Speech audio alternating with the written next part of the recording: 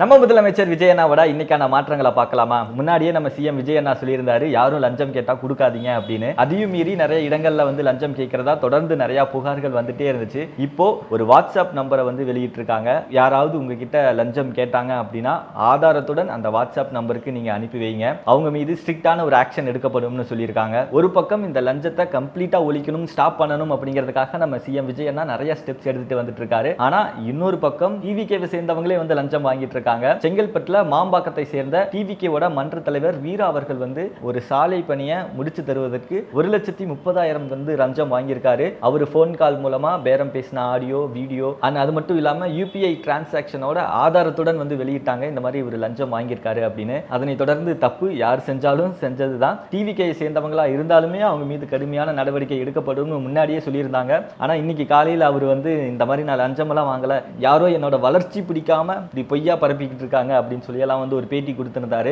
ஆனா இப்போ அவரை டிவிகேவோட கட்சியிலிருந்து நீக்கி இருக்காங்க. இந்த மாதிரி ஒரு பக்கம் லஞ்சத்தை கம்ப்ளீட்டா ஸ்டாப் பண்ணணும்னு நிறைய ஸ்டெப்ஸ் எடுத்துட்டு இருக்காங்க. அதே மாதிரி இந்த போதைப் பொருளையும் முற்றிலுமா ஒழிக்கணும் அப்படிங்கிறதுக்காக நிறைய ஸ்டெப்ஸ் எடுத்துட்டு வந்துட்டு இருக்காங்க. இன்னைக்கு கேரளாவோட உள்துறை அமைச்சர் ரமேஷ் அவர்கள் நம்ம சிஎம் விஜய் அண்ணாவை மீட் பண்ணியிருக்காங்க. கேரளால ஆபரேஷன் டூஃபான் அப்படின்னு சொல்லி ஒன்று ஸ்டார்ட் பண்ணி இந்த போதைப் பொருளை தடுக்கிறதுக்காக அதிரடியான ரைடெல்லாம் நடத்தினாங்க. இது வரைக்குமே கேரளால 6,000க்கும் மேல நபர்களை அரெஸ்ட் பண்ணியிருக்காங்க போதைப் பொருள் விற்றதுக்காக. இப்போ அதை கம்ப்ளீட்டா ஸ்டாப் பண்ணணும் அப்படிங்கிறதுக்காக அடுத்த ஸ்டெப் போக போறாங்க. அதுக்காக இன்னைக்கு உள்துறை அமைச்சர் ரமேஷ் அவர்கள் சிஎம் விஜய் அண்ணாவை மீட் பண்ணியிருக்காரு. மீட் பண்ணி என்ன பேசினாங்க அப்படின்னா, கேரளால ஒரு பெரிய ஃபங்க்ஷன் நடத்த போறாங்க. இந்த மாதிரி போதைப் பொருளை கம்ப்ளீட்டா ஒழிக்கணும் அப்படிங்கிறதுக்காக ஒரு விழிப்புணர்வு ஃபங்க்ஷன் நடத்த போறாங்க. அதுல மோகன்லால் சாரை இன்வைட் பண்ணியிருக்காங்க. இப்போ நம்ம சிஎம் விஜய் அண்ணாவையும் அந்த ஃபங்க்ஷனுக்கு இன்வைட் பண்ணியிருக்காங்க. Mohanlal sir and Vijay sir ரெண்டு பேரும் சேர்ந்து ஒரே மேடையில் ஒரு விழிப்புணர்வை ஏற்படுத்தினாங்க அப்படின்னா அது பெரிய லெவலில் ரீச் ஆகும். ஆனால் அது மட்டும் இல்லாமல் கேரளா தமிழ்நாடு பார்டரில் இந்த போதைப் பொருள் தமிழ்நாட்டிலேருந்து கேரளாவுக்கும் போகக்கூடாது, கேரளாவிலேருந்து தமிழ்நாட்டுக்கும் வரக்கூடாது அப்படிங்கிறதுக்காக அந்த பார்டரில் ஸ்ட்ராங்கான செக்யூரிட்டியும் அமைக்க சொல்லியிருக்காங்க. ஆனால் அவரு கேரளாவுக்கு போவாரா மாட்டாரா அப்படிங்கிறது இன்னும் கன்ஃபார்ம் ஆகலை. ஒருவேளை போனாரு அப்படின்னா அவரையும் மோகன்லால் சாரையும் ஜில்லா படத்துக்கு அப்புறம் ஒன்றா பார்க்கலான்னு நினைக்கிறேன். ஆனால் அவர் போனாரு அப்படின்னா ரொம்ப நல்லா இருக்கும். ஏன்னா தமிழ்நாட்டில் மட்டும் நம்ம சிஎம் விஜய் அண்ணாக்கு பெரிய ஒரு ஃபேன் பேஸ் இல்லை. கேரளாவில் நம்ம தமிழ்நாட்டுக்கு ஈக்குவலாக ஒரு ஃபேன் பேஸ் கேரளாலையும் இருக்காங்க. நம்ம சிஎம் விஜய் அண்ணாவோட வெற்றியை நம்ம இங்கே எந்த அளவுக்கு செலிப்ரேட் பண்ணமோ அதுக்கு ஈக்குவலாக அவங்களும் கேரளாவில் செலிப்ரேட் பண்ணியிருக்காங்க. நிறைய வீடியோஸ்ல எல்லாம் பார்த்தேன், விஜய் அண்ணா கேரளாலையும் எலெக்ஷனில் நின்னாரு அப்படின்னா அவர் தான் அங்கே சிஎம் ஆயிருப்பாரு அப்படின்னு.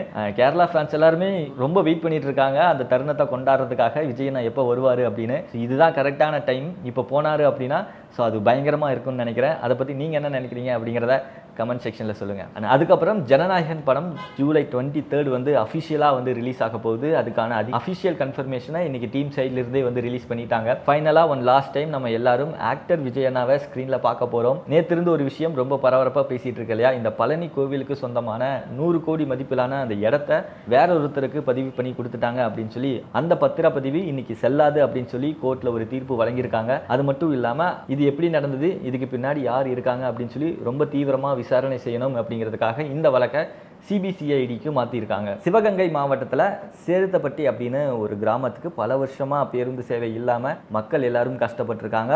ஒரு 4 நாளைக்கு முன்னாடி வீடியோ போட்டாங்கன்னு நினைக்கிறேன், எங்கள் ஊருக்கு பேருந்து சேவை கிடைச்சிது அப்படின்னா ரொம்ப நல்லாயிருக்கும் அப்படின்னு. அதில் குறிப்பாக அதிகமாக பாதிக்கப்படுறது யாருன்னா ஸ்கூலுக்கு போகிற ஸ்டூடெண்ட்ஸ் தான். ஸோ அவங்க தான் பல கிலோமீட்டர் நடந்து போகிறாங்க. தினசரி அந்த கிராமத்தில் இருக்கிற நிறையா பேர் கூலி வேலை பார்த்து தான் அவங்களோட பொழப்பவே நடத்திட்டு இருக்காங்க. அவங்களுக்கு இங்கிருந்து வேலைக்கு போகிறதுக்கே பஸ் இல்லாமல் ரொம்ப கஷ்டப்பட்டுருக்காங்க. ஸோ 4 நாளைக்கு முன்னாடி தான் வீடியோ போட்டாங்க. இப்போ உடனே அதுக்கான ஆக்ஷனை எடுத்து அந்த ஊருக்கு பேருந்து சேவையை விட்டுருக்காங்க. இதுதான் ஒரு பெரிய மாற்றமாக அந்த ஊர் மக்கள் எல்லாருமே பார்க்குறாங்க. பல வருஷமாக நாங்கள் கோரிக்கை வச்சுட்டு இருந்தோம். போன ஆட்சியில் கூட நாங்கள் பல முறை போய் போராடினோம்.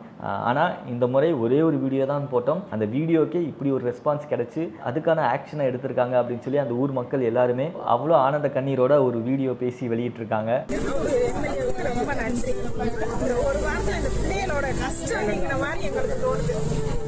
ஆட்சியில இல்லாத கண்டிப்பா இவர் ஆட்சியில செஞ்சு கொடுத்திருக்காருன்னா இந்த நன்றியை என்னைக்குமே மறக்க மாட்டான். கண்டிப்பா என்னைக்குமே அந்த செந்தூர் பாண்டி தம்பி விஜய்க்கு தோல்வியே கிடையாது. நம்ம பொதுமக்கள் சார்பாக நன்றி நன்றி. தமிழ்நாட்டில் 2031க்குள்ள 20,000 இவி சார்ஜிங் ஸ்டேஷன்ஸை வந்து அமைக்க போறாங்க. ஆல்ரெடி நம்ம சிஎம் விஜயண்ணாவே சொல்லியிருந்தாரு, இதுக்கப்புறம் நம்ம வாங்கக்கூடிய பஸ்கள் எல்லாமே வந்து இவி எலக்ட்ரிக் ஏசி பஸ்ஸாக தான் இருக்கும் அப்படின்னு. அங்கே மட்டும் இல்லை, இப்போ நிறையா மக்களும் வந்து இவி வெஹிக்கல்ஸ் தான் வாங்குறாங்க. கார் வாங்கினாலும் வந்து எலக்ட்ரிக் கார் தான் வாங்குறாங்க, பைக் வாங்கினாலும் எலக்ட்ரிக் பைக் தான் வாங்குறாங்க. ஏன்னா இப்போ பெட்ரோலோட விலை வந்து ரொம்ப அதிகமாக இருக்குது. அது மட்டும் இல்லாமல் இப்போ நிறையா நியூஸ் எல்லாம் பார்த்தேன், இப்போ பெட்ரோலில் 20% வந்து எத்தனால் மிக்ஸ் பண்ணுறாங்க, அதனால இன்ஜின் வந்து சீக்கிரமாக வந்து போயிடுது, மைலேஜ் கொடுக்க மாட்டேங்குது அப்படின்னு சொல்லி நிறையா மக்கள் வந்து தொடர்ந்து புகார் செஞ்சுட்டே வந்தாங்க. இப்போ பெட்ரோலில் இவ்வளோ பிரச்சனை இருக்கிறதுனால வரக்கூடிய வருஷத்தில் எல்லாருமே இவி வெஹிக்கல்ஸ் வாங்குறதுக்கு தான் வந்து ப்ரிஃபர் பண்ணுறாங்க. அதனால் 2031க்குள்ள இவி சார்ஜிங் ஸ்டேஷன்ஸை அமைக்க போகிறாங்க.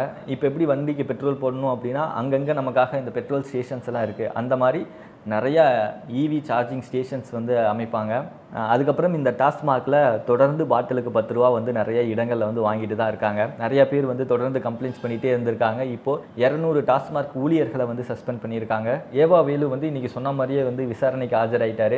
இப்போ வரைக்குமே லஞ்ச ஒழிப்புத்துறை வந்து அவர் மீது விசாரணை நடத்திட்டு இருக்காங்க. ஸோ இந்த விசாரணையோட முடிவு என்ன அப்படின்னு சொல்லி இதுக்கப்புறம் தான் தெரியும். இதுதான் இன்றைக்கான விஷயங்கள். இதில் நான் ஏதாவது மிஸ் அவுட் பண்ணியிருந்தேன் அப்படின்னா மறக்காமல் கீழே கமெண்ட் செக்ஷனில் சொல்லுங்கள். இல்லை உங்களுக்கு ஏதாவது ஒரு விஷயத்தை பற்றி பேசணும் அப்படின்னா அதை பற்றியும் சொல்லுங்கள். நம்ம கண்டிப்பாக அடுத்த வீடியோவில் பேசுவோம். நாளைக்கான விஷயங்கள் தெரிஞ்சுக்கணும் அப்படின்னா மறக்காமல் விஜய் வசத்தை ஃபாலோ பண்ணிக்கோங்க.